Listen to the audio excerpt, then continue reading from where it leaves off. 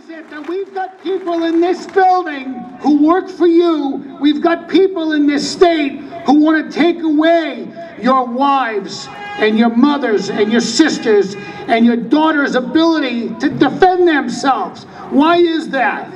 Kill, murder, children. And they're going to use those words as flaming arrows to shoot into the hearts of the Judiciary Committee, tipped with the poison to infect them and spread the virus of killing our freedoms and rights. I say always, and that's what I said last week, remember the victims. It is not just hunting, it is not just shooting as a sport where there's a target. There are real victims of gun violence. The victims are not just the 20 children of Newtown, but they are the 8 children a day who die from gun violence, including the 2-year-old who died today because her sister shot her just accidentally in Kentucky. There is another voice now. There is a voice on the other side. There hasn't been, admittedly. We have been a silent majority that does not make this a top issue. It's not a single focus issue. It is now. And we want to make sure our legislators know that. We're demanding a vote. We want this to go to the floor, so everybody has to stand up on one side or the other, and that the citizens of Rhode Island can make their next voting choice in 2014, knowing where their legislator stood, on which side. What kind of laws would you suggest to try to prevent what happened in Newtown from happening again? Well, there's a lot of things you can do.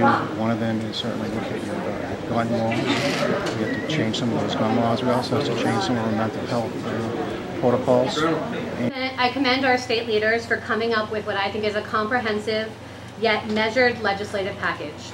In my opinion, the bills fall into one of 4 categories: firearm restrictions, criminal penalties, process, and research.